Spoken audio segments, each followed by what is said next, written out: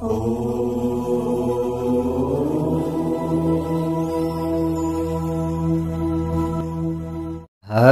ओम। स्वस्ति श्री गणेशाय नमः।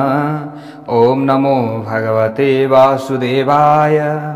सुवर्णवर्ण सुंदरं सीतैकदन्तबन्धुरं गृहीतपाशकाङ्कुशं वरप्रदाभयप्रदं चतुर्भुजं त्रिलोचनं भुजङ्गमोपवीतिनं प्रफुल्लवारिजासनं भजामि सिन्दूराननं भजामि सिन्दूराननं।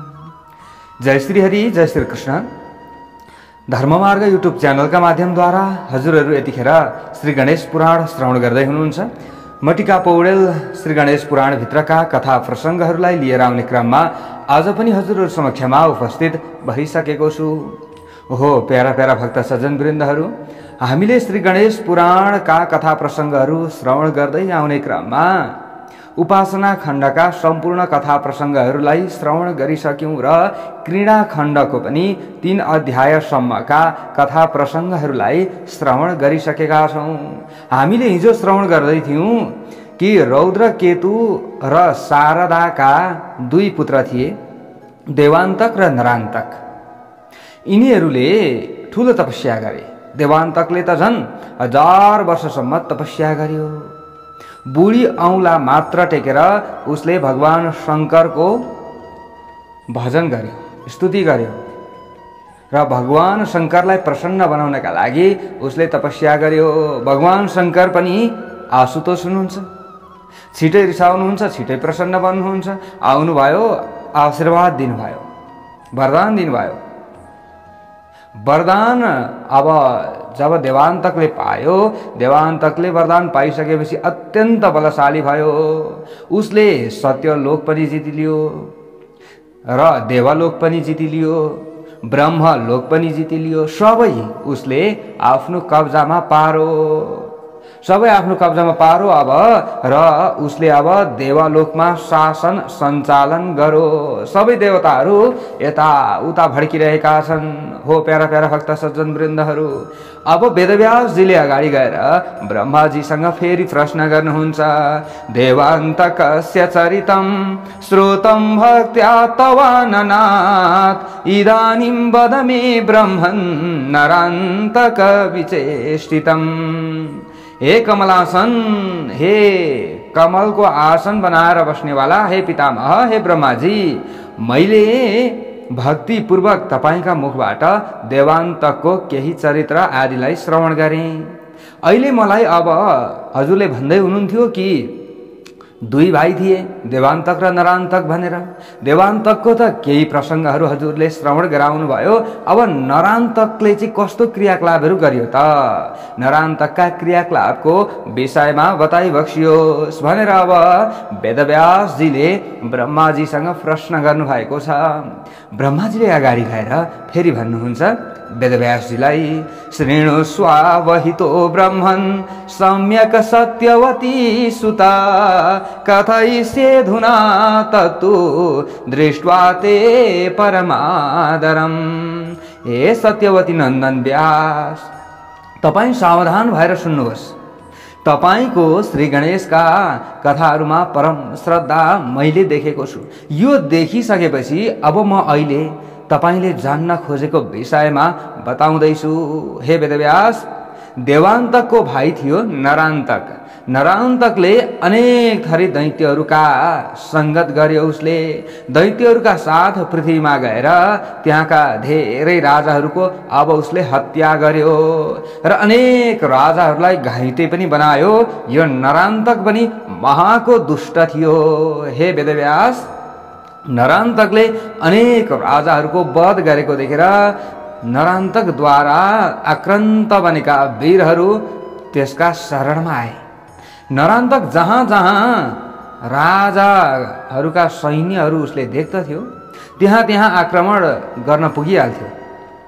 यसरी त्यो आक्रमण गर्ने निहुमा पृथ्वीका 10 दिशामा अब ऊ घुम्यो। 10 दिशा घुम्यो, 10 दिशा घुमी घुमी उसले आक्रमण गरेर सम्पूर्ण राजाहरूलाई दुःख दियो, जनताहरूलाई दुःख दियो। अब ज्ञान प्राप्त भएपछि अज्ञानको नाश जसरी हुन्छ र सूर्योदय भएपछि अन्धकारको नाश जसरी हुन्छ त्यसरी नै नरान्तकको उदय पछाडि त्यसका शत्रुहरूको नाश पनि भयो। नरान्तकलाई शत्रु मान्ने जति पनि शत्रुहरू थिए उनीहरू सबैको नाश भयो। त्यसले आफ्नो पराक्रमबाट सम्पूर्ण भूमण्डललाई आफ्नो वशवर्ती बनायो। जुन राजाहरू नरान्तकको शरणमा गएका थिए तिनीहरूलाई नरान्तकले नै उनकै पदमा प्रतिष्ठित गराएर राख्यो। यानि कि जति पनि राजाहरू चाहिँ हजुर हजुर भन्दै जिउ गर्दै नरान्तकको शरणमा जान्थे, अलिअलि चिप्लो पनि घस्थे, द्वेष राख्दैनथे, तिनीहरूलाई चाहिँ उनीहरूकै पदमा उसले प्रतिष्ठित गर्यो, उसलाई चलाएन नरान्तकले नि।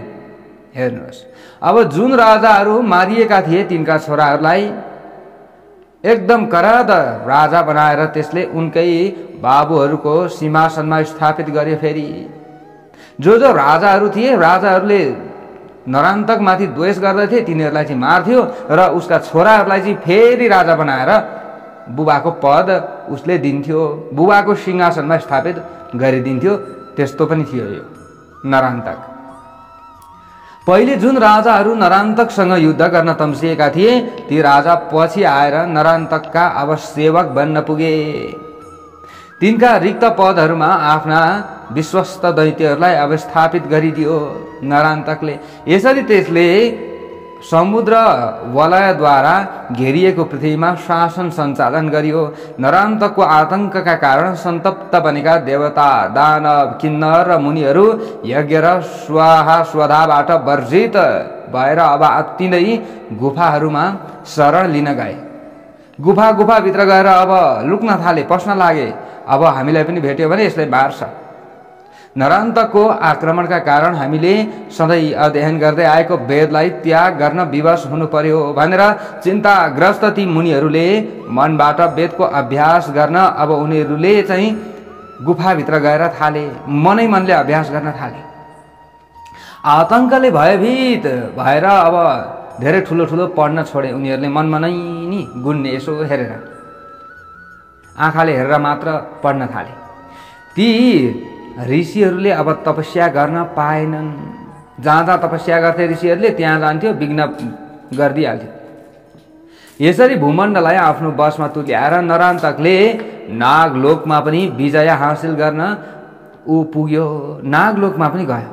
राजनीति र कूटनीति जान्ने आफ्ना बलवान दैत्यहरूलाई अब सबैभन्दा अगाडि त नागलोकमा पठायो र आफू पनि गयो, त्यसलाई पनि कब्जा गर्यो।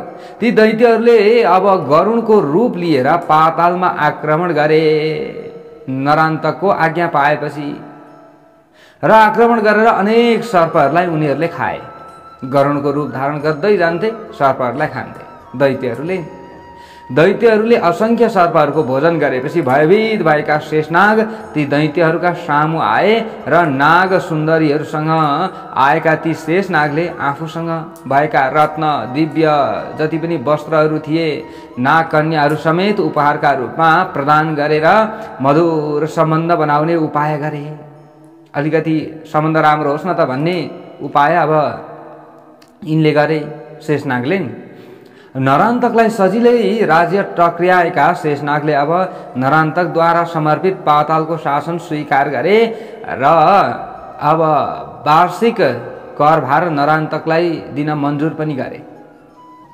आफ्नो शरणमा आइसकेपछि फेरि शेषनागलाई ल तिमी नै राजा बन, तिमीले नै राज्य सञ्चालन गर पाताल लोकको, तर तिमीले कर भने मलाई बुझाउनै पर्दछ यसरी भने। अब शेषनाग विनम्र भएर प्रस्तुत भए तापनि नरान्तकले तीमाथि पुरा विश्वास नगरी अनेक दैत्य वीरहरूका साथ रहेको कुनै मुख्य दैत्यलाई रसातलको सर्वाध्यक्ष पदमा नियुक्त पनि गर्यो। राजा चाहिँ शेषनाग भए, तर अब सर्वाध्यक्ष अब विशिष्ट पदमा चाहिँ दैत्यलाई नियुक्त गरिदियो नरान्तकले। त्यसलाई नरान्तकले आदेश दियो, तिमीले जब जब पातालमा सर्पहरूले आतंक मचाउँछन् त्यसबेला दूतको माध्यमबाट हामीलाई सूचना प्रदान गर, हामी तुरुन्त आएर पातालका सबै सर्पहरूलाई समाप्त पार्नेछौँ। ती दैत्यहरूले शेषनागलाई नरान्तकको हुकुम सुनाए। अब ती दैत्यहरूले शेषनागलाई नरान्तकको हुकुम यसरी सबै कुरा सुनाए कि जब जब पाताल लोकमा सर्पहरूले उधुम मचाउन थाल्दछन्, अहंकारी भन्छन् हामी नै सर्प हौं भनेर भन्दछन् भने तुरुन्त हामी दैत्यहरू पठाउँछौं र तिमीहरूलाई तह लगाउँछौं भनेर यसरी नरान्तक राजाले भन्नुभएको छ भनेर अब यी दैत्यहरूले शेषनागलाई तुरुन्त सुनाए। नरान्तकले जुन हुकुम गरेका थिए त्यो हुकुम। त्यस पछाडि ती सबै मृत्युलोकमा वर्तमान नरान्तकका समीपमा पुगेर अब जति पनि दूतहरू सन्देश लिएर गएका थिए तिनीहरू फर्किए र नरान्तकका नजिकमा पुगेर त्यहाँको घटना जानकारी गराए। नरान्तकले निरन्तर अब मृत्युलोक र पातालका घटनाहरू स्वर्गमा अधिकार जमाएर बसेका आफ्ना दाजु देवान्तकलाई जानकारी गराउने गर्दथ्यो र मर्त्यलोकमा एवं पाताल लोकमा प्राप्त हुने तर स्वर्गमा नपाइने वस्तुहरूलाई उपहारका रूपमा पठाउने गर्दथ्यो। देवान्तकले पनि पृथ्वी तलमा दुर्लभ वस्तु त्यहाँ पठाउने गर्दथ्यो। यसरी दुई भाइ नरान्तक र देवान्तकले मिलेर सहर्ष स्वर्ग, मर्त्य र पातालको राज्य सञ्चालन गरिरहेका थिए। अब मिली दाजुभाइले सबै कब्जा गरे र आफूले राज्य सञ्चालन गर्न थाले। सोमाकान्त राजाले अगाडि गएर भृगु ऋषिसँग प्रश्न गर्नुभयो, कथमे तौ हतौ केन रूपेण तद्वदस्व मे, केनास्त्रेण च शस्त्रेण ह्यवतारेण केन च। हे भृगु महर्षि, देवान्तक र नरान्तक पछि कसरी मारिए त र कुन रूपमा मारिए, कुन अस्त्रले र कुन शस्त्रले मारिए र भगवानको कुन अवतारद्वारा मारिए, ती सबै कुराको उत्तर मलाई बताउनुहोस्, म सुन्न चाहन्छु। यति भनिसकेपछि अब भृगु ऋषिले सोमकान्त राजालाई भन्दै हुनुहुन्छ, एवमेव कृत प्रश्नो व्यासमुचे चतुर्मुखा यां कथां परया भक्त्या तामेव त्वं ब्रवीम्यहम्। अब यसरी सोधिएका ब्रह्माजीले व्यासलाई जसरी बताउनु भएको थियो, यसरी सोमकान्तले भृगुलाई जुन प्रश्न सोधेका थिए त्यही प्रश्न अब व्यासजीले पनि ब्रह्माजीलाई सोध्नु भएको थियो र व्यासजीले सोधेको प्रश्नमा ब्रह्माजीले जसरी बताउनु भएको थियो त्यसरी नै प्रीतिपूर्वक अब म तिमीलाई बताउँदछु हे सोमकान्त राजा भनेर भृगु ऋषिले भन्दै हुनुहुन्छ। ब्रह्माजीले भन्नुभयो, हे वेदव्यासजीलाई ब्रह्माजीले भन्दै हुनुहुन्छ नि त। यहाँ भृगु ऋषिले सोमकान्त राजालाई यो कथा प्रसङ्गहरू श्रवण गराउँदै हुनुहुन्छ। हे वेदव्यास, अत्यन्त अजय वरदानद्वारा गर्वित ती दुई भाइ नरान्तक र देवान्तक जुन रूपमा मारिए, जुन अवतारद्वारा मारिए, जुन अस्त्र र अथवा शस्त्र आदिद्वारा मारिए, जसरी ब्रह्माजीले सम्पूर्ण लोक प्राप्त गर्नुभयो र जसरी देवताले आफ्नो धाममा बस्ने मौका पाए, ती सबै कुरा म बताउनेछु। हे मुनिवर, तपाईँले श्रद्धापूर्वक सुन्नुहोला। श्रद्धापूर्वक चाहिँ सुन्नु पर्दछ, फेरि बुझिँदैन नत्र त अलिकति मन भड्कियो भने केही पनि बुझिँदैन भनेर भनिसकेपछि अगाडि गएर फेरि ब्रह्माजीले भन्नुहुन्छ, हे वेदव्यास, मेरा मानस पुत्र बुद्धिमान कश्यप ऋषि पुण्यवान धर्मात्मा र तपस्वी थिए, इन्द्रिय विजयी पनि थिए, अत्यन्त दयालु र समाजमा भिज्ने खालका पनि थिए, मानिसहरूका दुःख र शोकलाई नाश गर्नेवाला थिए, महापुरुष थिए। तिनले आँखा चिम्लेर ध्यान गर्दा भूत, वर्तमान र भविष्यतका घटनाहरूलाई यथार्थ रूपमा उनले जान्दथे। ती कश्यप ऋषि आफ्नो मनबाट जगतको सृष्टि गर्न सक्थे र संहार पनि गर्न सक्थे, त्यति यिनी शक्तिशाली थिए। वेदान्त दर्शनमा पारङ्गत पनि थिए, सबै शास्त्रको अर्थ र रहस्यलाई जान्ने पनि थिए र उनका निमित्त माटाको ढेला र सुनमा कुनै अन्तर थिएन।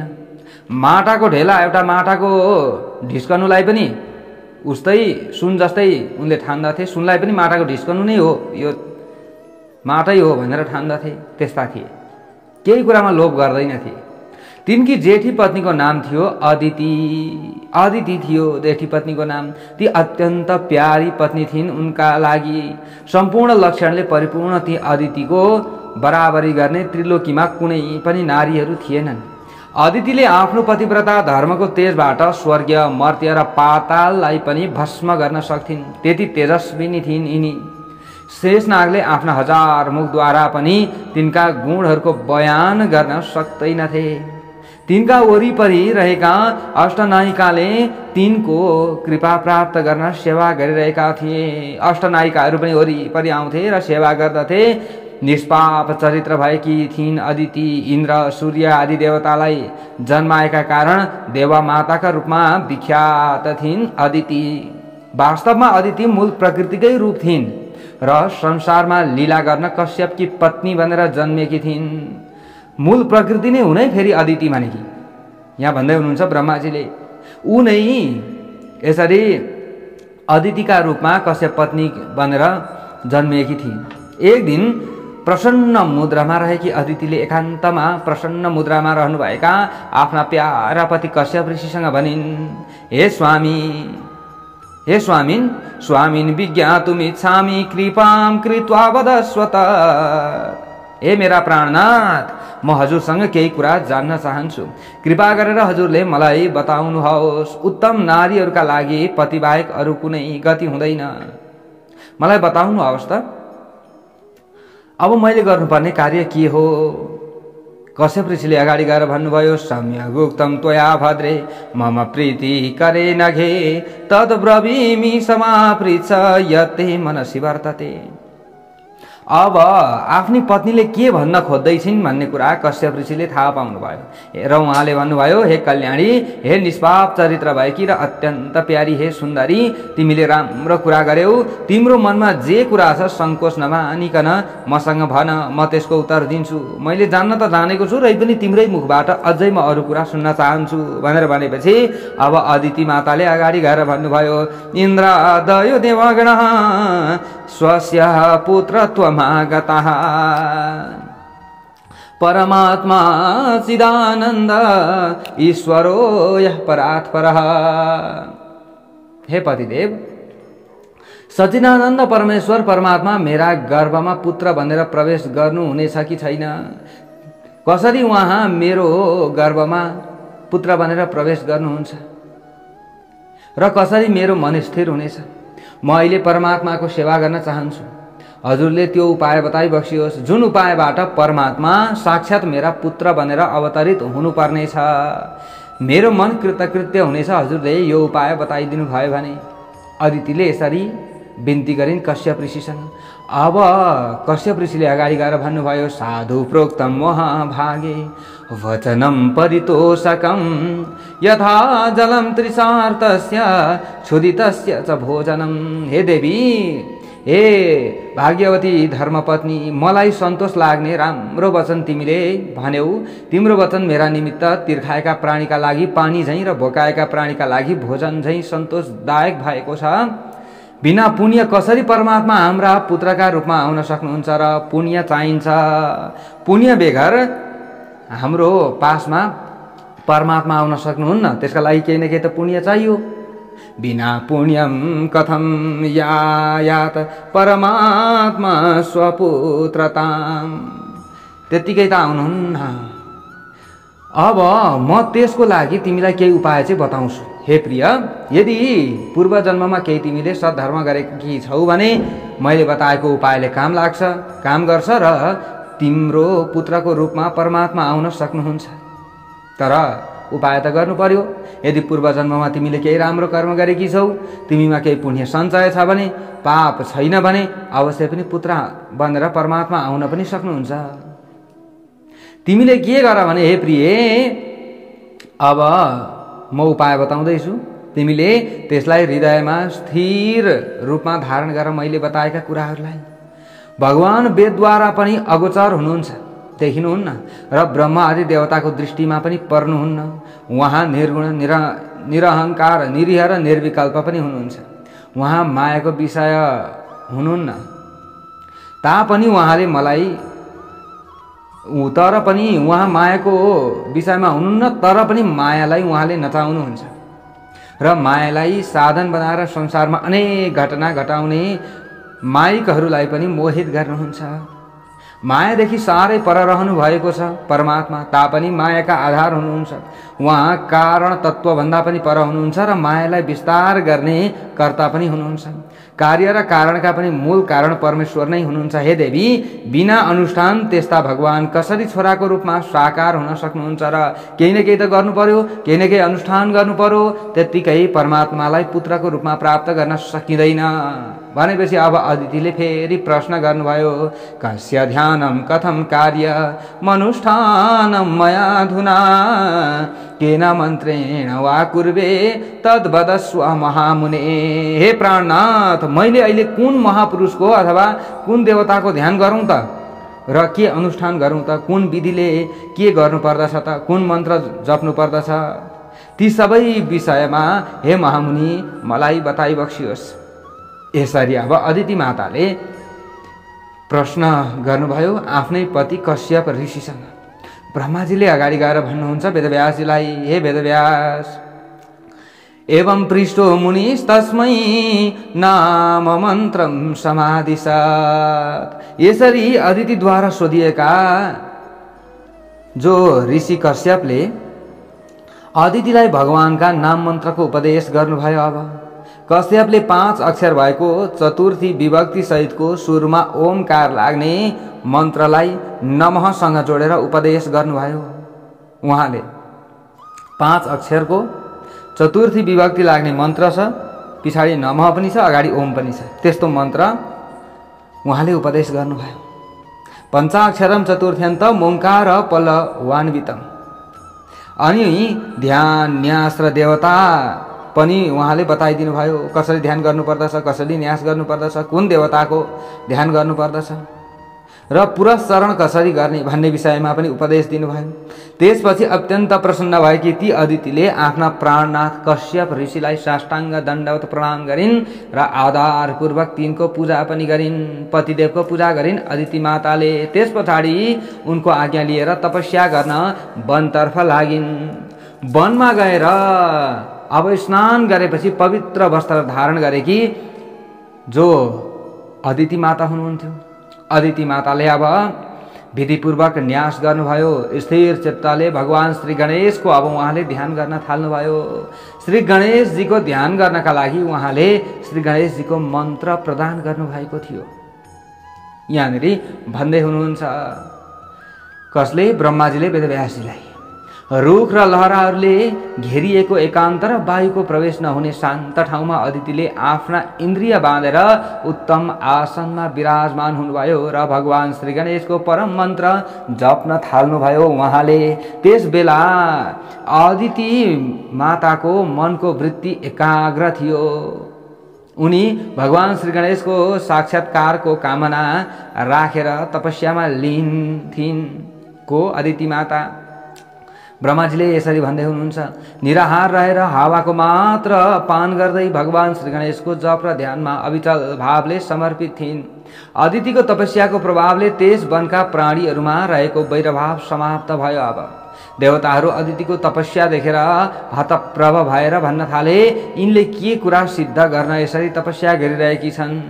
यसरी अदितिले 100 वर्षसम्म परम कठिन तपस्या गर्न पुगिन्। अब 100 वर्षसम्म अदितिले तपस्यामा प्राप्त गरेका क्लेश र वेदनाका साथै नारी शरीरमा पनि यति विधि धैर्य हुँदो रहेछ भन्ने विचार गरी दयालु भगवान श्री गणेश अब प्रकट हुनुभयो। भगवान श्री गणेश। नारीले यस्तो धैर्यवान बनेर तपस्या गर्नु भनेको त निकै ठुलो कुरा हो। अत्यन्त क्लेश सहेर तपस्या गर्नु धेरै ठुलो कुरा हो। तुरुन्त भगवान श्री गणेश प्रकट हुनुभयो। अदितिका सामु करोडौं सूर्यको समान कान्ति भएको एउटा तेजको पुञ्ज थियो। त्यस तेज पुञ्जको मुख हात्तीको जस्तो थियो। 10 वटा हातहरू थिए। कानमा 2 वटा सुन्दर कुण्डल थिए। त्यसको शरीर कामदेवको भन्दा पनि आकर्षक थियो। त्यसका वरिपरि सिद्धि र बुद्धिदायक 2टी नारीहरू थिए। त्यस तत्त्वले मोतीको माला र चट्याङ गर्दा आकाशबाट झर्ने ढुङ्गाबाट बनेको बन्चर धारण गरेको थियो। स्वर्णमय कन्दनी र कस्तुरीको तिलक धारण गर्ने, नाभिमा सर्पलाई बेर्ने दिव्य वस्त्रद्वारा सुहाएको तेजो राशि सामु देखेर ती बारम्बार अब काँप्न थालिन्। यस्तो तेज त आजसम्म मैले देखेको थिएन। यो तेज पुञ्ज, यो तेज राशि। आँखा चिम्लेर भुइँमा लड्न पुगिछन् अब अदिति माता र मूर्छा पनि पर्नुभयो को अदिति माता। अब मूर्छाबाट होसमा आउँदा जप ध्यान आदि सबै कुरा बिर्सिसक्नु भएछ। अदिति माताले होसमा त आउनुभयो तर सबै कुरा बिर्सियो होसमा आइसक्दा। अब अदिति माताले एउटा कुरा मात्र चिन्तन गर्न थाल्नुभयो, यो तेजोमय तत्व के हो, यो अद्भुत तत्व कसरी मेरा सामु आयो, मैले जप र ध्यान पनि बिर्सिएँ, के यो परमेश्वरकै रूप हो त? हुन सक्छ मलाई वरदान दिन आफ्नो तेजबाट चारै दिशालाई ज्योतिर्मय तुल्याउँदै भगवान स्वयं आउनु भएको त होइन? यसरी तर्कले विवल भएकी अदितिलाई देखेर भगवान श्री गणेशजीले भन्नुभयो, सोहम देवी दिवारात्रौ यम ध्यायसि च ते चेतसा। हे देवी, तिमीले अहोरात्र मनबाट जसको ध्यान गर्दछौ त्यो म नै हुँ। तिम्रो श्रद्धा र कठोर तपस्या देखेर तिमीलाई वर दिन उपस्थित भएको छु। हे अदिति, तिमीले हृदयबाट जुन जुन वरदानको कामना गर्दछौ ती म दिन्छु, तिमीले स्वीकार गर। हे सुव्रते, म तिम्रो तपस्याबाट ज्यादै प्रसन्न भएको छु। यसरी ब्रह्माजीले भन्नुभयो। अब वेदव्यासजीलाई श्री गणेशजीले यसरी अदिति मातालाई भन्नुभयो भनेर ब्रह्माजीले भन्दै हुनुहुन्छ वेदव्यासजीलाई। अब ब्रह्माजीले फेरि अगाडि गएर भन्नुहुन्छ वेदव्यासजीलाई, श्री गणेश भगवानका कुरा सुनेर अदिति थोरै स्वास्थ्य र अब शान्त भइन् र हात जोडेर तिनले भगवान श्री गणेशलाई प्रणाम गरिन्। मनले कहिल्यै पनि देख्न नपाइने यो दुर्लभ भगवानको रूपलाई मैले कसरी देखेँ होला? मनले कहिले पनि देख्न निकै कठिन थियो, तर पनि मैले आज पाएँ। मनमा धारण गर्न पनि निकै कठिन थियो, तर मैले धारण गर्न पाएँ।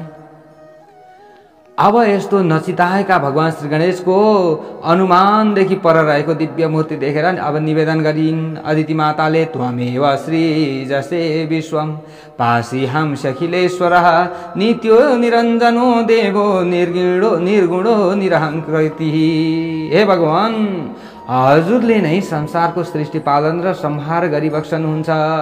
हजुर संसारका स्वामी हुनुहुन्छ, नित्य निरञ्जन निर्गुण निराकार पनि तपाईँ नै हुनुहुन्छ। यसरी अब प्रार्थना गर्न थालिन् अदिति माताले। अगाडि गएर श्री गणेश भगवानले भन्नुभयो, हे देवी अहन्ते पुत्रताम येसे पासे साघुम सकण्टकान।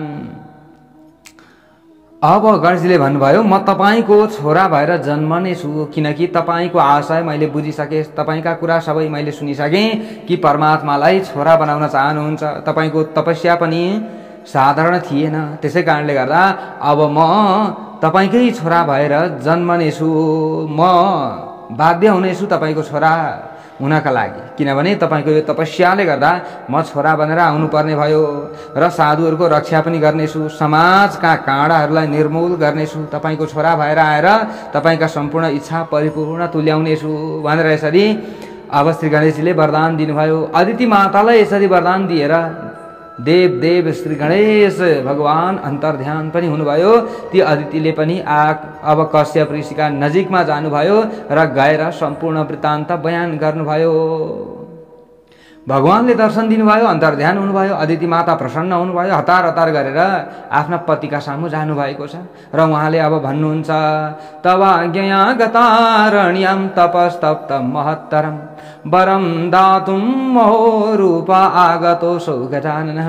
हे प्राणनाथ, हे पतिदेव, हे हजुर, हजुरको आज्ञा पाएर म वनमा गएँ, त्यहाँ गएर कठिन तपस्या पनि गरेँ। त्यस पछाडि भगवान गजानन तेजो रूप लिएर वरदान दिन आइबक्सनु भयो। उहाँको तेजोमय रूप देखेर म डराएँ। त्यस पछाडि मैले उहाँसँग प्रार्थना गरेँ, उहाँले मलाई अनेक थरी वरदान दिनुभएको छ। अन्तमा म तपाईँको छोरा भएर जन्मनेछु भन्ने कुरा पनि यसरी उहाँ अन्तर्ध्यान हुनुभन्दा अगाडि यसरी मलाई सुनाएर जानुभयो कि म तपाईँको छोरा भएर आउनेछु, तपाईँले चिन्ता नगर्नुहोस् भनेर यसरी भन्नुभयो।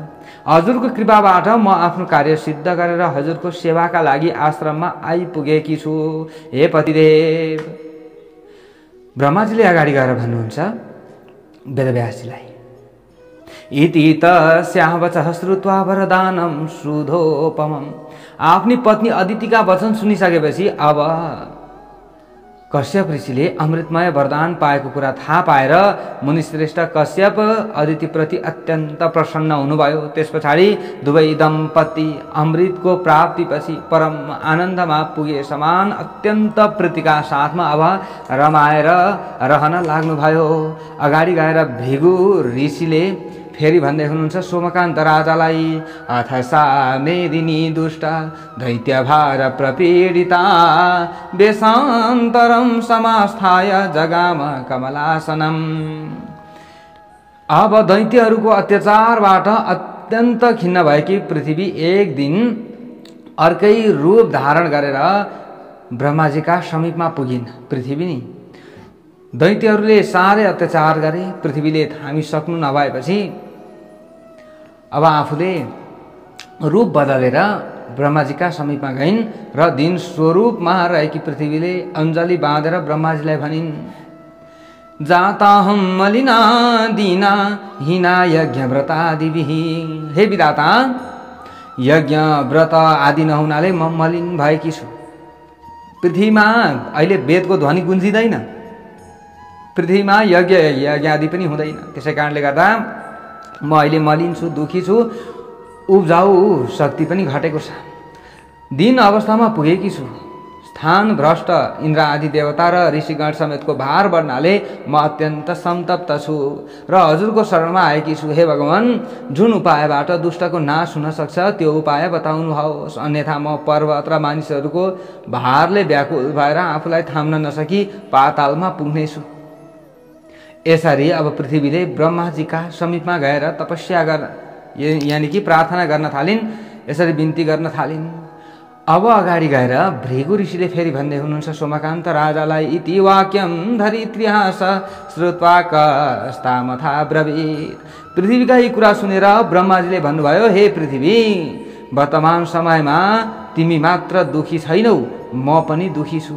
इन्द्र आदि सबै लोकपाल र देवताहरू पनि दुखी छन्, ऋषिहरू पनि दुखी छन्, किनकि सबै स्वाहा सोधा केही नहुनाले दुखी उनीहरू पनि भएका छन्।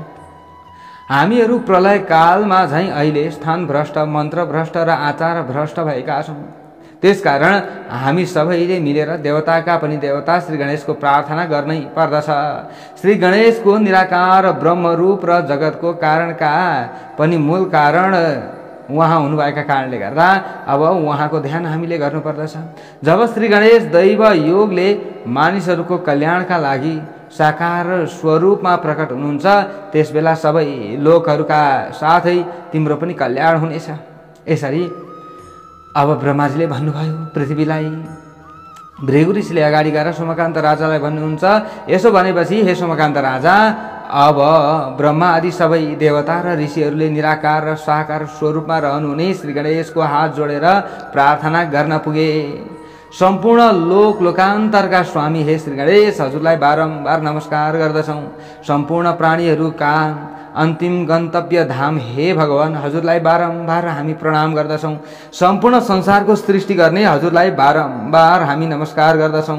सम्पूर्ण संसारको संहार गर्नुहुने हजुरलाई बारम्बार हामी प्रणाम गर्दछौँ। शत्रुहरूलाई नाश गर्नुहुने हे श्री गणेश, हजुरलाई हामी बारम्बार नमस्कार गर्दछौँ।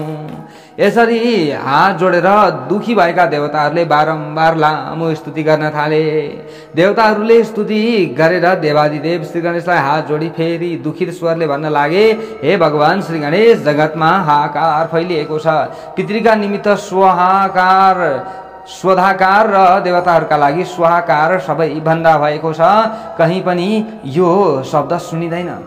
स्वधा शब्द पनि सुनिँदैन पितृहरूका लागि, देवताहरूका लागि स्वाहा शब्द पनि कहीँ सुनिँदैन। वेदका मन्त्रहरू पनि कहीँ सुनिराखिएको छैन।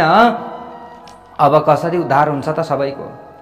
हे श्री गणेश भगवान, हामी देवताहरू पनि जङ्गली जनावर झैँ आफ्ना आश्रम छाडेर भागी मेरु पर्वतको गुफामा बस्न गएका छौँ। तसर्थ हे विश्वम्भर, हजुरले अहिले त्यस महादैत्यको हत्या गरिबक्सनुहोस्। यस प्रकार देवताहरूले स्तुति गरेपछि आकाशवाणी भयो। अब तुरुन्तै कश्यप महर्षिका घरमा भगवान श्री गणेशले अवतार लिनुहुनेछ। तिमीहरू चिन्ता नगर। किन चिन्ता गर्छौ अब तिमीहरू? अब भगवान श्री गणेशजी कश्यपका घरमा आउने हुनुभएको छ। उहाँले कश्यप पुत्रका रूपमा अद्भुत लीला गर्नुहुनेछ र तपाईहरूलाई आफ्नो घरमा फिर्ता गराउनुहुनेछ। चिन्ता नगर्नुहोस्। भगवान श्री गणेशले दुष्टहरूको वध र साधुहरूको सुरक्षाका लागि अवश्य पनि उद्धारको कार्य गर्नुहुनेछ।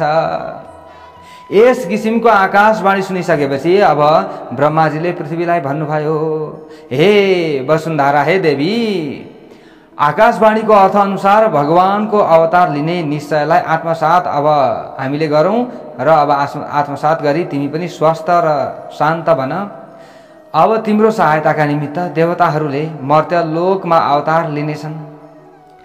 कश्यपका घरमा अवतार लिनुहुनेछ भगवान श्री गणेशले र तिम्रो भार अब हर्नुहुनेछ। चिन्ता नगर।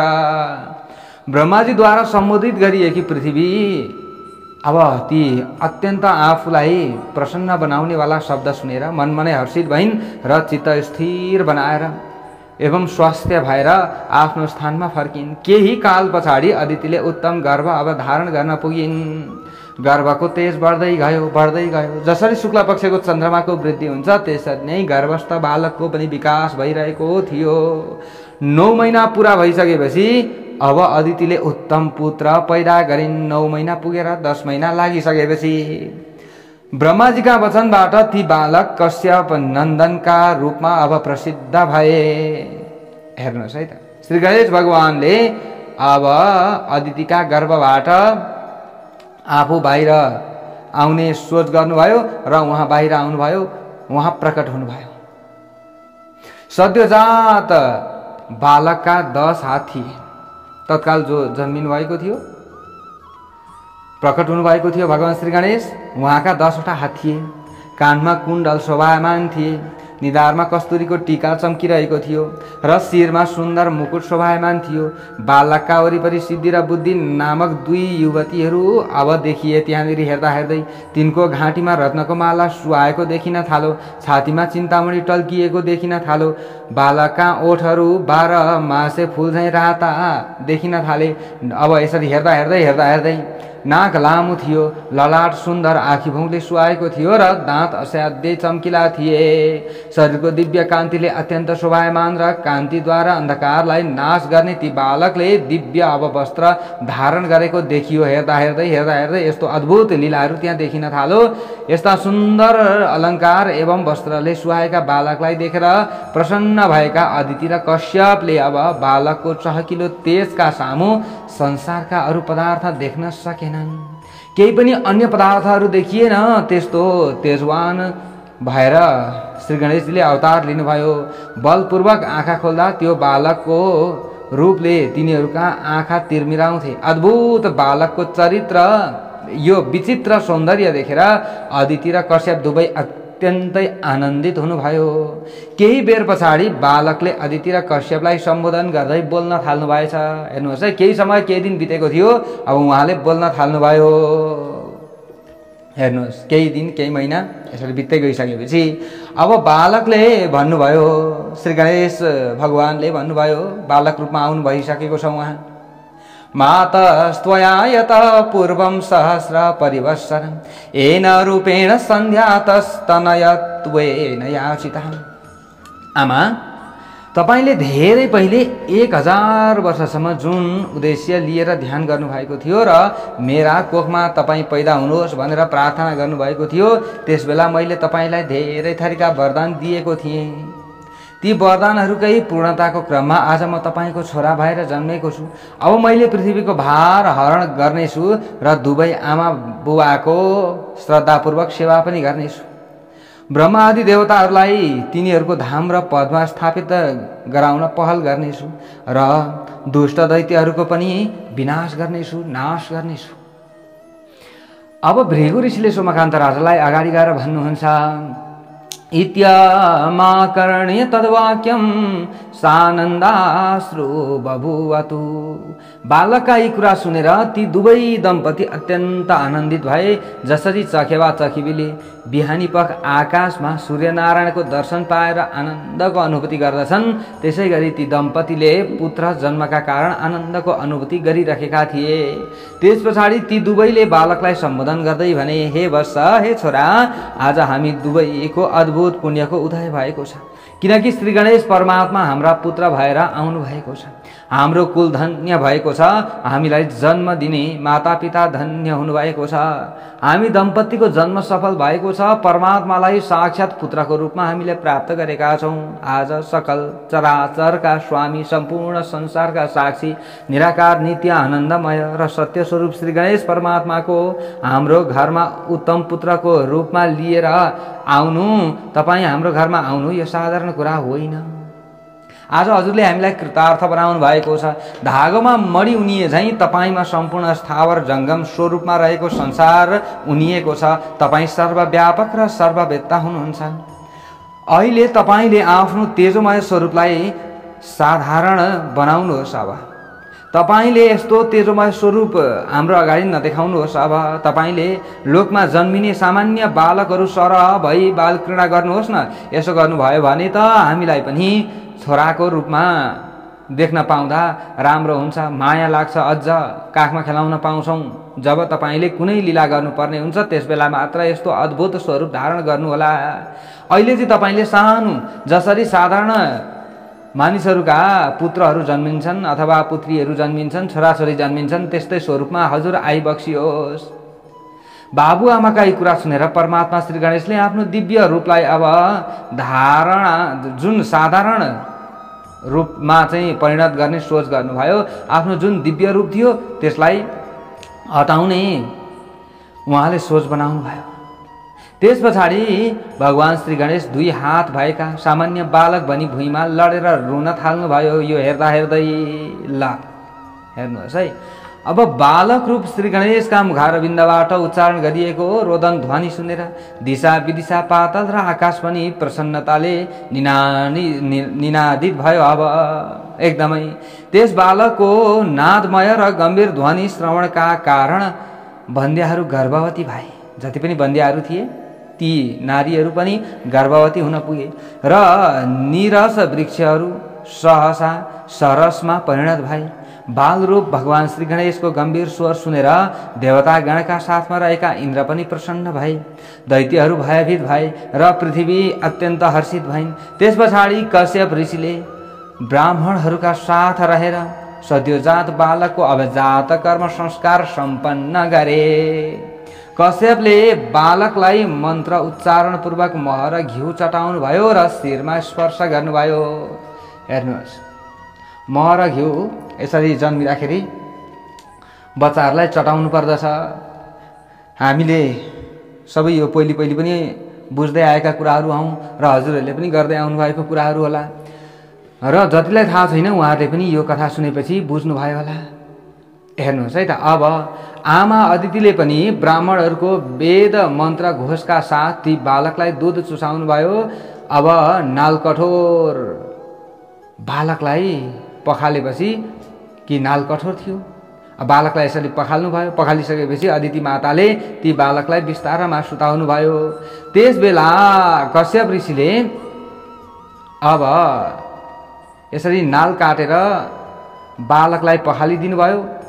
नाल अलिक कठोर पनि रहेछ र पखालिसकेपछि बिस्तारामा सुताउनु भयो। माताले सुताइदिनु भयो। त्यस बेला जो कश्यप ऋषि हुनुहुन्थ्यो, कश्यप ऋषिले ब्राह्मणहरूलाई अनेक थरी अब दान दिन लाग्नुभयो। बालकको जन्म लिएको 7औं दिनका दिन अदितिले छर छिमेकमा चिनी र गुण वितरण गर्न पठाइन्। यसरी पुत्र जन्मिएको हर्षमा सबैतिर यसरी अब विभिन्न उपहारहरू पठाउनु भएछ। बालक जन्मेको 5औं दिन पनि यसै गरी हर्षपूर्वक आफ्ना इष्टमित्र र बन्धुहरूलाई उपहार पठाएकी थिइन्। त्यसै गरी 7औं दिनमा पनि पठाइन् अदिति माताले र कश्यप ऋषिले पठाउनु भयो। 11औं दिनका दिन पिता कश्यपले नामकरण गर्दा बालकको नाम महोत्कट राख्नुभयो। के रहेछ बालकको नाम? महोत्कट। त्यस पछाडि ती बालक पनि शुक्ल पक्षका चन्द्रमासम्म अब फेरि हेर्दा हेर्दै तीव्र गतिमा बढ्न थाल्नुभयो र वास्तवमा ती बालक सबैभन्दा श्रेष्ठ भएका कारण नै तिनलाई महोत्कट भनिएको हो। यसरी ब्रह्माजीले वेदव्यासजीलाई भन्दै हुनुहुन्छ, सोमकान्त राजालाई भृगु ऋषिले भन्दै हुनुहुन्छ। ब्रह्माजीले अगाडि गएर भन्नुहुन्छ, वसिष्ठ वामदेवाद्या मुनयस्तनयं तदा जातं महोत्कटं श्रुत्वा दर्शनाय प्रतस्थिरे। हे व्यास, कश्यप ऋषिको घरमा छोराको रूपमा भगवान श्री गणेशको महोत्कट नामबाट अवतार भएको कुरा वशिष्ठ ऋषिले सुन्नुभएछ, वामदेवले सुन्नुभएछ र श्रेष्ठ श्रेष्ठ जति पनि मुनिहरू हुनुहुन्थ्यो उहाँहरू सबैले सुन्नुभयो यो सबै कुराहरू र आफ्ना आश्रमबाट सबै प्रस्थान गर्नुभयो कि महोत्कट नामक श्री गणेशजीको दर्शन गर्नका लागि। ती ऋषिहरू कश्यपको आश्रममा पुग्नुभयो र पुग्दा कश्यप ऋषिले सबैको सत्कार र अर्चना पनि गर्नुभयो, आसन दिनुभयो, पाद्य अर्घ्य समर्पण गर्नुभयो, गाई एवं दक्षिणा समेत प्रदान गर्नुभयो, आफूसँग जे जे थाहा थियो त्यो अर्पण गर्नुभयो ब्राह्मण ऋषिहरूलाई। त्यस पछाडि कश्यप ऋषिले अञ्जली बाँधी भन्नुभयो, हे महर्षिगण, तपाईँहरूको दर्शन पाएर आज म धन्य भएँ। मेरा पिता माता पनि धन्य हुनुभएको छ। मेरा पितृहरू अधोगतिमा परिरहेका थिए भने पनि सद्गति मेरा पितृहरूले अब पाउनेछन्, प्रसन्न हुनेछन् मेरा पितृहरू।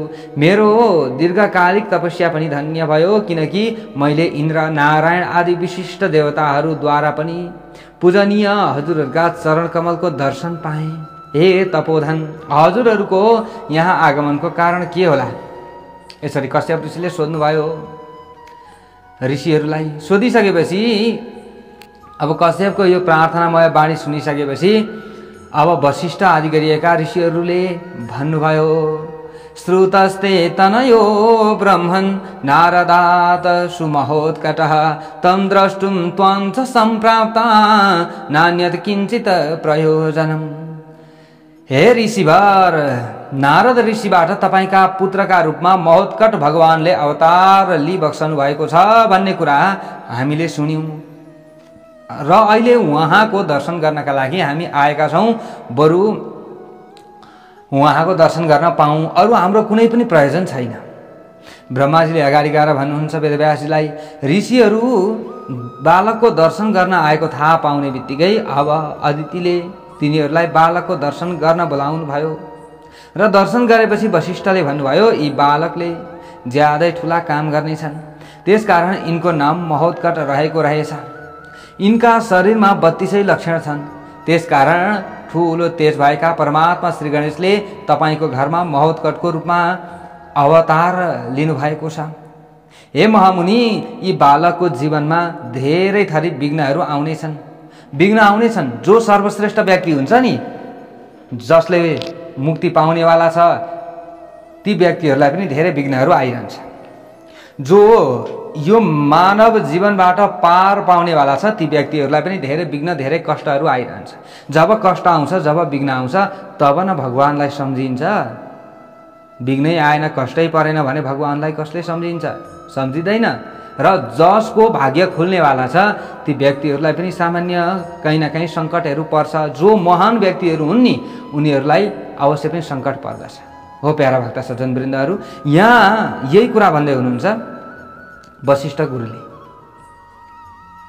यही कुरा भन्नुभयो कि हे कश्यप, यी बालक 32 लक्षणले युक्त छन्, धेरै ठुला व्यक्ति पनि हुनेछन्, तर धेरै विघ्न पनि आइरहन्छ। धेरै कष्ट पाउनु पर्नेछ यी बालकले, तर कष्ट आए तापनि ती सबै विघ्नहरू यिनै बालकले नष्ट बनाइदिनेछन्। छिनछिनमा तपाईहरूले ध्यान दिएर यी बालकको रक्षा गर्नुहोला। अलिकति सानो हिन्जेल ठुलो भइसकेपछि त स्वयं आफैले आफ्नो रक्षा यिनले गर्नेछन्। यी बालकका दुवै पाउ राता छन् र पाउमा ध्वजा र अङ्कुशका चिन्ह देख्न सकिन्छ। प्यारा प्यारा भक्त सज्जनवृन्दहरू, जो व्यक्तिहरूको पाउमा खुट्टामा ध्वजा अथवा अङ्कुशका चिन्हहरू छ, त्रिशूलका चिन्हहरू छ भने ती व्यक्तिहरू कुनै न कुनै भगवानका अंशका रूपमा आएका हुन सक्दछन्। हो, यहाँनिरबाट हामीले यो ज्ञान लिन सक्यौँ र यी कुराहरू त हामीले अगाडि अगाडि पनि बारम्बार हजुरहरू समक्षमा विभिन्न भिडियोहरूका माध्यमद्वारा भन्दै आइरहेका पनि छौँ। यसरी अब वशिष्ठ गुरुले भन्नुभयो। यति भनेर वशिष्ठ ऋषिले कश्यपका पुत्र जो भगवान महोत्कटको पूजा गर्नुभयो, पूजा गरेपछि प्रार्थना गर्दै भन्नुभयो, हे भगवान, हजुरले पृथ्वीको भार हरण गर्नुहोस्, साधुहरूको रक्षा र दुष्ट दानवहरूको संहार गर्नुहोस्। यसरी वशिष्ठले बालक रूप भगवानको प्रार्थना गर्नुभयो र अब प्रार्थना गरिसकेपछि तिनका साथ आएका ऋषिमुनिहरूले पनि महोत्कट भगवानको दर्शन सबैले गरे र प्रार्थना सबैले गरे। ती सबै मुनिहरू आफ्ना महोत्कट भगवानलाई प्रणाम गरिसकेपछि जहाँबाट आएका थिए त्यहीँ फर्किए। त्यस पछाडि ती बालक संसारमा कश्यप नन्दनका नामबाट पनि प्रख्यात भए। अब एक दिन बिहानको समय थियो। कश्यप मुनि नुहाउन बाहिर जानुभएको थियो। त्यस बेला एकस्मिन् दिवसे प्रातः स्नातुं याते मुनौ वही। अब त्यस बेला के भयो त भन्दा अदितिले आफ्नो छोरालाई ओछ्यानमा सुताउनु भयो र यज्ञका सामग्री तयार बनाउनु भयो। त्यसै बेला विरजा भनेर संसारमा कुख्यात भयङ्कर आँखा र अनुहार भएकी एउटी राक्षसी कश्यपका घरमा आइपुगी। ल कश्यपका घरमा आइपुगी। त्यसको नाम के थियो? विरजा थियो। हेर्नुहोस्, अब आइसकेपछि त्यसका दाँत कस्तो थियो त भन्दा हलाको आकारका थिए। नाक गुफा समान थियो। त्यस राक्षसीले हिँड्नका निमित्त पाइला चाल्दा त्यसको बेगबाट पर्वतहरू टुक्रा टुक्रा भएर खस्दथे। त्यसका स्तन विशाल आकारका थिए। त्यसको जिब्रो लपलपाइरहेको थियो। त्यसको त्यो सर्वभक्षी राक्षसी रूप देखेर जति पनि त्यहाँ व्यक्तिहरू थिए ती सबै डराए। विरजाले आएर अब के गरिन् त भन्दा त्यो विरजा नाम गरेकी जो राक्षसी थिए त्यो राक्षसीले अब के गरी त भन्दा अब अदिति माता त ओछ्यानमा सुताएर यज्ञका सामग्रीहरू ठिक पार्दै हुनुहुन्थ्यो। तर अब यो राक्षसीले सुतेका अदितिका पुत्रलाई आकाशमा समात्न पुगी र क्षुधातुर भएकी हुनाले द्रुत गतिमा आएर त्यसले पाकेको केरा निले झैँ बालकलाई निल्ने काम गरी। ल श्री गणेश भगवानलाई त त्यो राक्षसीले अब निलिदिछ। बालक रूपमा हुनुहुन्छ, सुतिराख्नु भएको थियो, निधाइराख्नु भएको थियो। त्यस पछाडि त्यो तुरुन्तै आकाशतर्फ उडेर गई र केही बेरपछि पानी खान भनी धरतीमा आई। धेरै पानी खाएपछि पेट फुलेर त्यो भुइँमा लड्न पुगी। को? त्यो विरजा नाम गरेको राक्षसी। सर्पले टोकेको मानिस मूर्छित भए चाहिँ त्यो पनि मूर्छित भई तीव्र शुल्को वेदना भए चाहिँ आत्तिएर भुइँमा पछारिँदै हात पाउ चलाउन थाली। मलाई छोड भनेर चिच्याइरहेकी थिए। अब कसलाई छोड भनेको कसैले पनि थाहा पाउँदैन। पेटभित्र त बालक हुनुहुन्थ्यो, श्री गणेश भगवान हुनुहुन्छ। त्यो राक्षसी एक पाइला हिँड्न पनि समर्थवान भइन। अब त्यस अवस्थामा त्यो हाहाकार गर्न थाली र आफ्नो हातले छाती र शिर र मुखमा प्रहार गर्न थाली। त्यसै बेला त्यसको पेटभित्र रहनुभएका भगवान महोत्कट क्रमशः बढ्न थाल्नुभयो, आफ्नो रूपलाई बढाउन थाल्नुभयो। अब उहाँ त्यसको पेट च्यातेर अब पेट फारेर बाहिर निस्कनु भयो। महोत्कट भगवानको जय होस्। अब हेर्नुहोस्, भगवान श्री गणेशले सबैभन्दा अगाडि कश्यप नन्दन भएर आउनुभएको थियो भनेर हिजो पनि हामीले थोरै सानो चस्स प्रसङ्ग सुनाएका थियौँ। अब उहाँ कश्यप नन्दन भएर त आइसक्नु भएको छ। अब कस्तो कस्तो लीला गर्नुहुन्छ त हामीले सुन्दै अगाडि बढ्नुपर्नेछ। उहाँका गुणानुवाद आदिलाई श्रवण गर्नाले हामीलाई परम आनन्द आउँछ र हाम्रा सम्पूर्ण विघ्नहरू अमङ्गलहरू नाश भएर जानेछ। अब महोत्कट भगवान बाहिर आउनुभयो। छातीमा अब टेकेर उभिनु भयो, पेट चिरेर बाहिर निस्कनु भयो, छातीमा टेकेर उभिनु भयो। जसरी ठुलो माछो जाललाई च्यातेर बाहिर आउँछ त्यसै गरी भगवान श्री गणेश पनि राक्षसीको पेटबाट बाहिर आउनुभएको थियो। भगवानले छातीमा टेकिरहेको बेला भगवानका पाउको दबाव सहन गर्न नसकी दुष्ट राक्षसीले ठुलो स्वर गर्दै प्राणत्याग गरी अब त्यो छटपटाएर उफ्रिँदै र तडपिँदै भुइँमा पछारिँदा त्यसको शरीरको बेगबाट 5 योजन टाढासम्मका रुखहरू ढलेका थिए। ल हेरौँ त, 5 योजन टाढासम्मका रुखहरू यसरी ढलेका थिए। अब पीडा भएको थियो नि त, आत्तिँदै आइया आथो गर्दै हात खुट्टा यसरी चलाउँदाखेरि त्यति परका रुखहरू भाँचिएका थिए भनेपछि यसको शरीर कत्रो थियो होला। हेर्नुहोस्, त्यो विरजा राक्षसी भगवान श्री गणेशको स्पर्श पाएर विरजा अर्थात् पापमुक्त भई र भगवानको कृपाबाट भगवानकै धाममा प्राप्त भई। भगवान श्री गणेश जगदीश र कृपाका सागर पनि हुनुहुन्छ। उहाँको दर्शन र स्पर्शन यसरी प्राप्त भएमा ठुला ठुला पापीहरू पनि मुक्त हुन्छन्। उहाँ ज्ञान र मोक्षका पनि दाता हुनुहुन्छ। उहाँको आराधना गर्ने भक्तहरूको भवसागरमा पुनरागमन हुँदैन। त्यसकारण भगवानको कृपा पाएर बिरजाले पनि मोक्ष प्राप्त गरेकी थिए। त्यसै बेला अदिति माता आफ्ना घरका काम सकेर बाहिर आउनुभयो। तिनले सुताएको ठाउँमा आफ्नो छोरालाई देख्नु भएन र अत्यन्त दुखित हुनुभयो। अदिति माता र रुन थाल्नुभयो। अरे मेरो छोरो कहाँ गयो, कहाँ हरायो, कसो भयो, केही पनि थाहा छैन। हेर्नुहोस् है अदिति मातालाई। अब घर घरमा हेर्दै डुल्न थालिन् अदिति माता।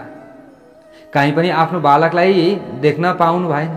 त्यस पछाडि हाहाकार गर्दै भुइँमा लडी र बढी गर्न थाल्नुभयो अदिति माता। हा मेरो पुत्र, हा मेरो छोरा कहाँ गयो? अघि त यहीँ मैले सुताएको थिएँ, सुताएर आफ्नो काम गर्न म लागेको थिएँ, तर अहिले आउँदा मेरो छोरो छैन। हाय छोरा। हेर्नुहोस् बारम्बार अब आफ्नो पुत्र हराउँदा माताहरूलाई कति पीडा होला। हेर्नुहोस् त अदिति माता लडी र बढी गरेर अब छोरा भन्न थाल्नुभयो। अदिति माता रोएको स्वर सुनेर छरछिमेका नारीहरू पनि रुन थाले। त्यो सानो बच्चा कहाँ पुग्यो होला? सबैले चिन्ता गर्न थाले।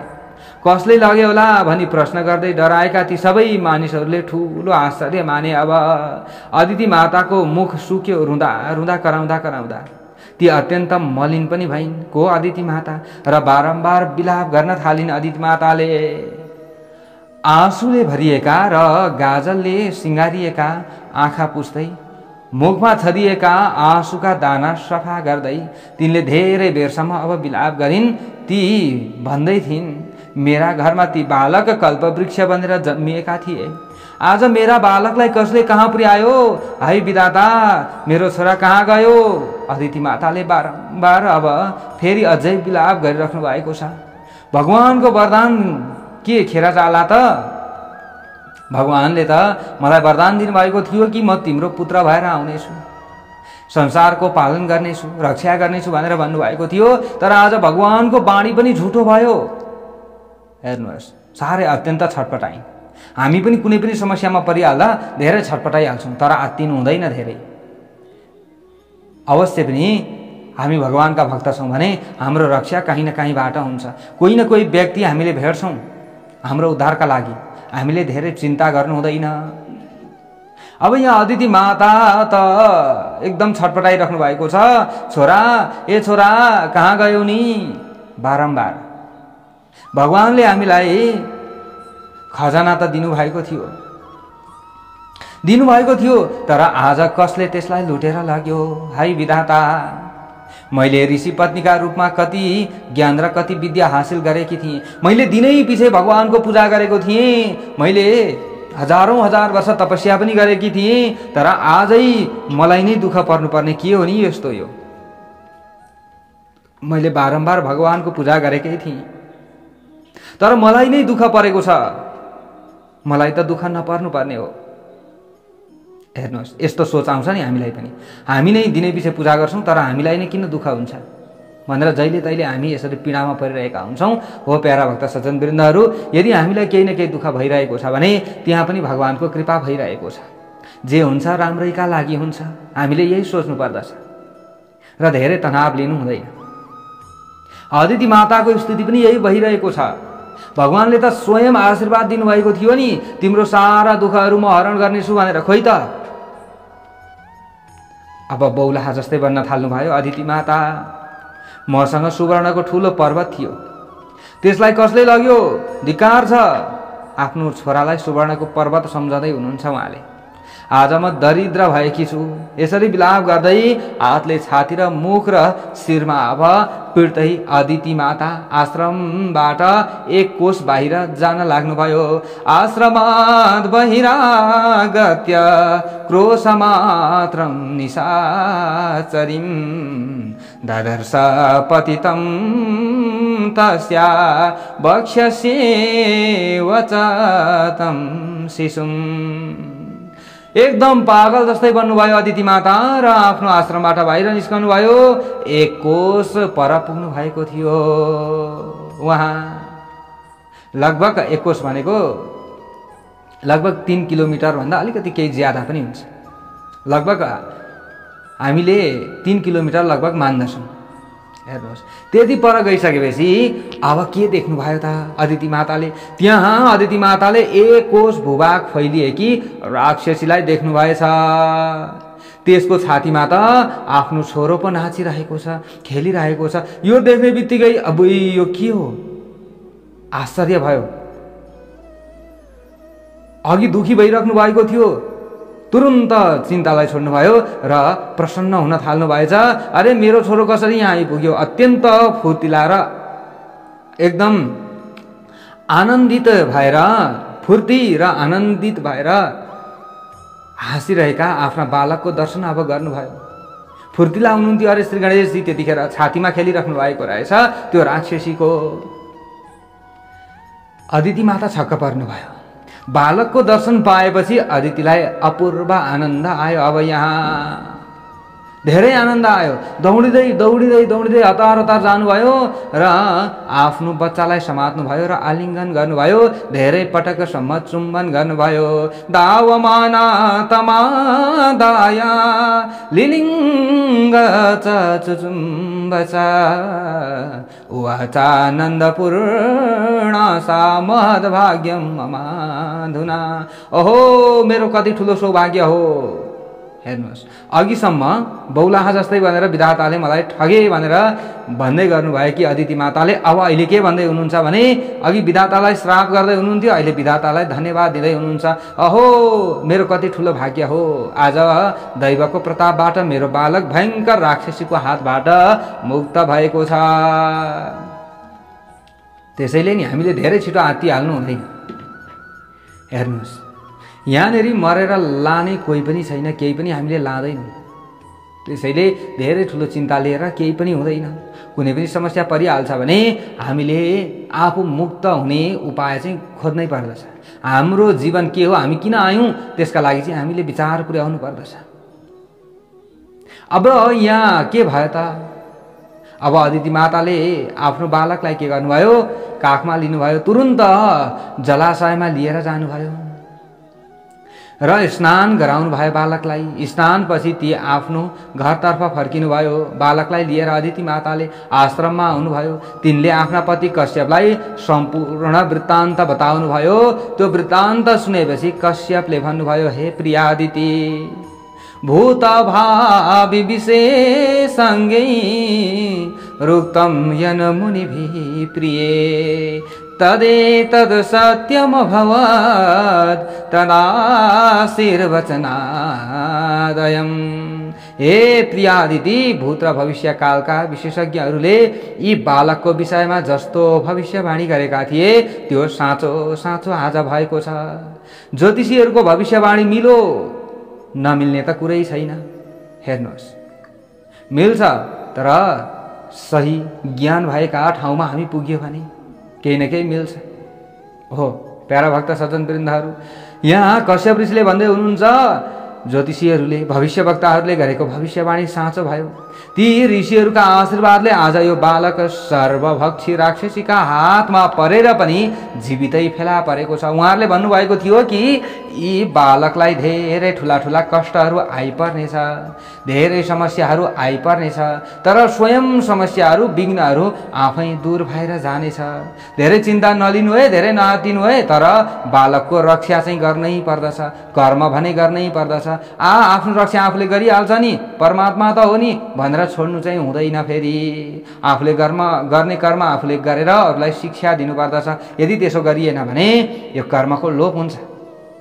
त्यसैले कर्म गर्नुपर्दछ।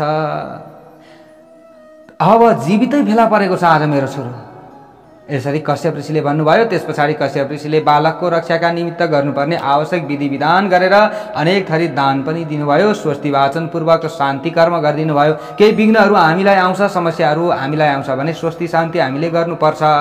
यहाँबाट हामीले यही कुरा सिक्यौँ, शान्तिकम कारयामास स्वस्ति वाचन पूर्वकम। र कश्यपले अदिति मातालाई भन्नुभयो, फेरि आफ्नी पत्नीलाई भन्नुभयो, हे अदिति, तिमीले एकछिन पनि यो बालकलाई एक्लै छाड्नु हुँदैन। एकछिन पनि एक्लै नछाड्नु है। बालकको जतिखेरै पनि हेरचाह गर्नु है। एकछिन पनि नछोड्नु बालकलाई। यस्तो विभिन्न विघ्नहरू आइपर्छ। बालकले आफ्नो विघ्नलाई आफै त हटाउलान्, स्वयं परमात्माको स्वरूप हुनुहुन्छ। तर हामीलाई चोट पर्छ नि, हामीलाई कष्ट पर्छ नि, हामी त भगवानको माया जालमा जेलिएका छौँ। एकैछिनमा हार्ट एट्याक भएर हाम्रो मृत्यु भयो भने के गर्ने? त्यसैले हामी आफै सक्षम हुनुपर्दछ। आफ्नो कल्याणका लागि, आफ्नो रक्षाका लागि हामीले कर्म गर्नुपर्दछ। हे अदिति, हे पत्नी भनेर यसरी अब कश्यप ऋषिले सम्झाउनु भयो। अब हामीले आज यतिसम्म कथा प्रसङ्गहरूलाई श्रवण गऱ्यौँ। अब भोलि हामीले श्री गणेश भगवानका अझै लीला चरित्रहरूलाई श्रवण गर्नेछौँ। आजको भागबाट म टिका पौडेललाई बिदा दिनुहोस्। सबैको दिन मङ्गलमय बनोस्।